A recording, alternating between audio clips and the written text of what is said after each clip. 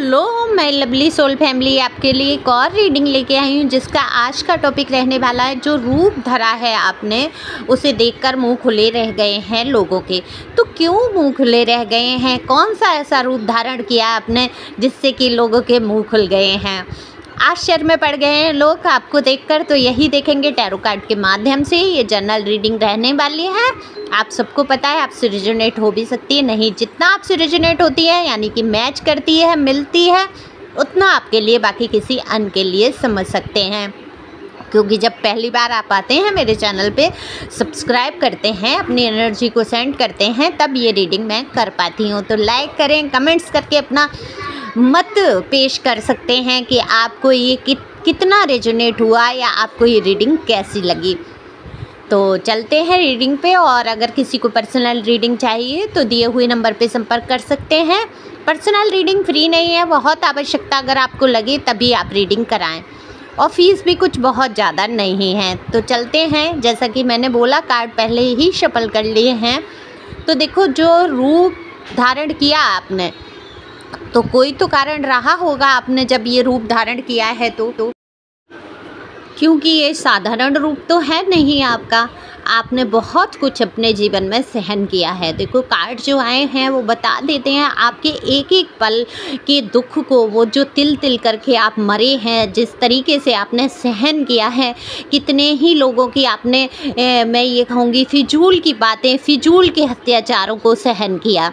लेकिन एक हद होती है ना इंसान की, सहन करने की भी एक सीमा होती है। ईश्वर ने भी कहा कि 100 तक गाली सहन करूँगा, उसके बाद सिर काट दिया था भगवान ने भी। तो कहा भगवान जैसे भगवान शांत स्वभाव, कितना दया निर्मलता है ईश्वर के। तो ईश्वर भी कहते हैं कि एक सीमा रेखा के बाद आपको सहन करने की ज़रूरत नहीं है।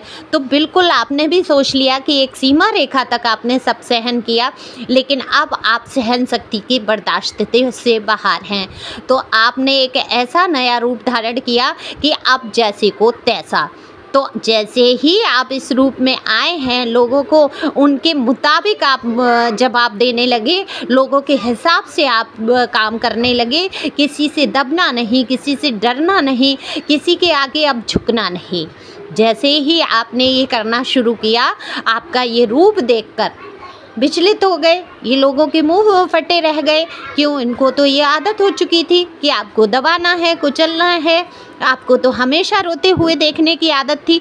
तो आपने सबसे पहले तो यही बदलाव किया अपने अंदर, सेल्फ लव में आए। और सबसे बड़ी खुशी की बात ये है कि आपने खुद को पहचाना, खुद की स्ट्रेंथ को जाना। क्योंकि स्ट्रेंथ का कार्ड ही बता देता है कि माता रानी का जो आशीर्वाद आपके ऊपर रहा, जो भी हैं, जिन भी ईश्वर को आप मानते हैं, उनका बहुत बड़ा आशीर्वाद आपके साथ है। तो जो हिम्मत, जो जज्बा आपके अंदर जागा है, वो देखने लायक था।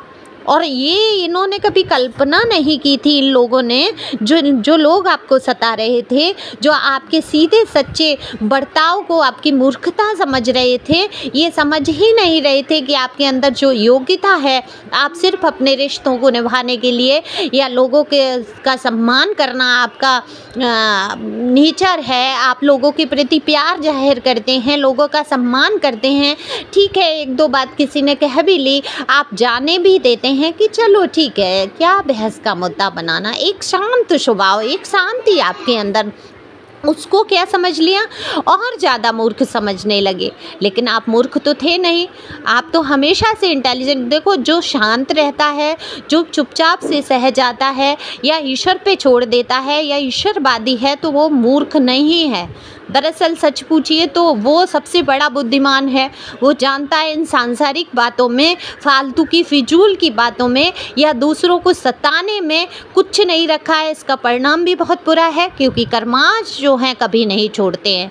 हर चीज़ आपका साथ छोड़ सकती है, लेकिन कर्मा साथ नहीं छोड़ते हैं। वो चाहे आपके अच्छे कर्मा हो चाहे बुरे, जैसा भी आप कर्म करते हैं उसका फल मिलता ही मिलता है। तो कहावत है ना कि जैसा कर्म करेगा वैसा फल देगा भगवान। तो बिल्कुल ये कहावत बिल्कुल ठीक है। और आपके कर्मा जो हैं आपके जन्म जन्मांत तक पीछा नहीं छोड़ते हैं। तो आप ही अच्छी तरीके से जान गए हैं। तो मैं ये कहूँगी, आपके अंदर जो सद्बुद्धि है, बुद्धिमत्ता है, वो शायद आपसे, आपके पास पड़ोस या मिलने वालों में नहीं थी।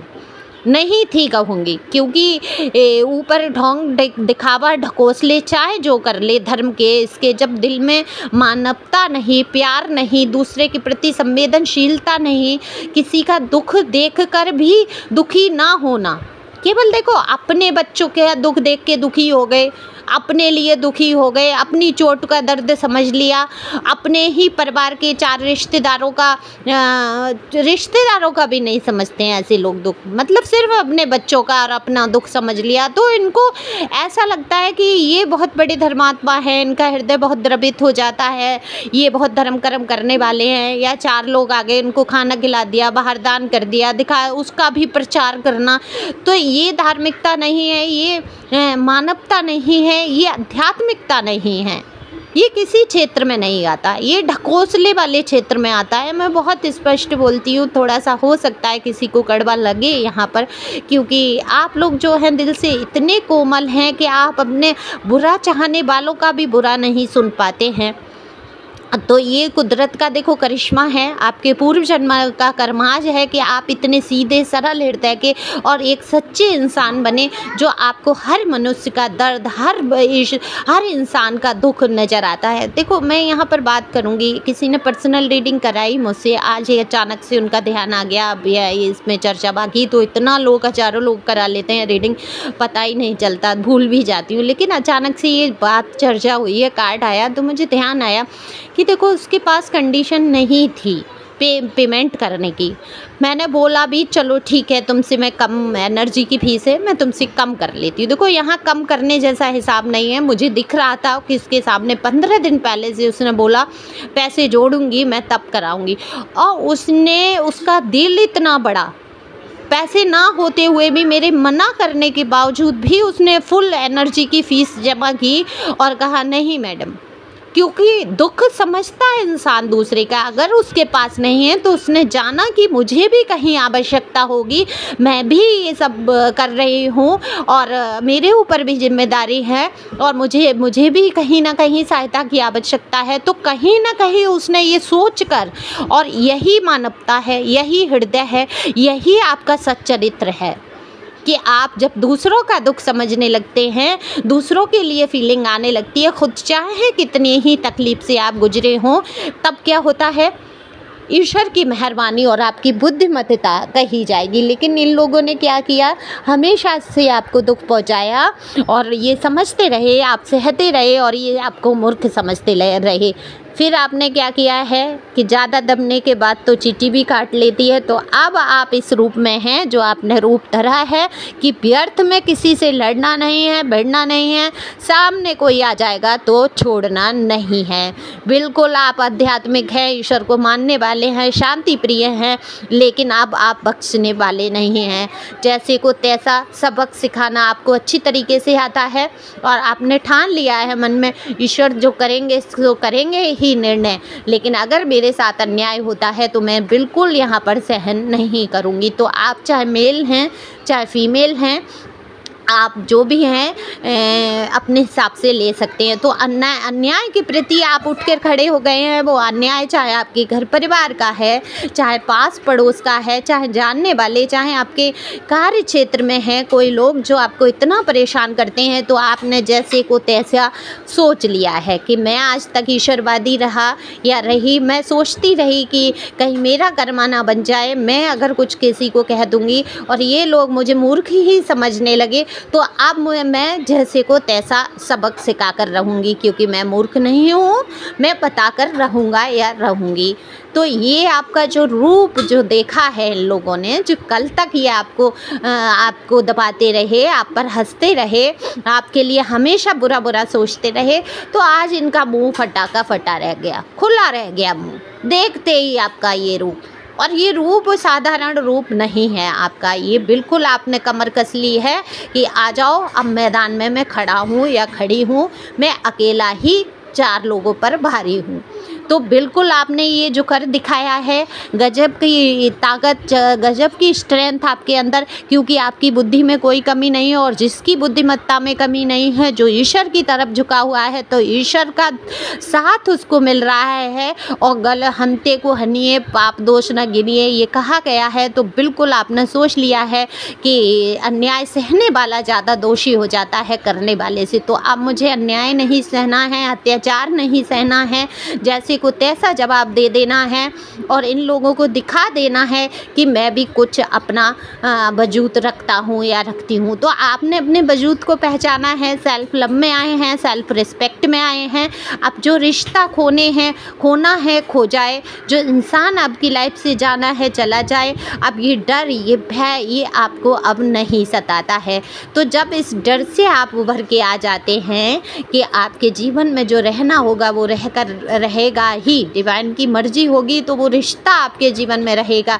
लेकिन अगर वो आपके कुछ बोल देने से या अत्याचार ना सहने से अगर जाता है आपके जीवन से, तो चला जाए, आप उसमें खुश हैं, क्योंकि अब आप सहन शक्ति से परे हैं। अब आप सहन नहीं करेंगे, बिल्कुल नहीं करेंगे और करना भी नहीं चाहिए, क्योंकि ईश्वर की यही मर्जी है। तब आपके अंदर ये चेतना, ये हिम्मत, ये जागृति हुई है।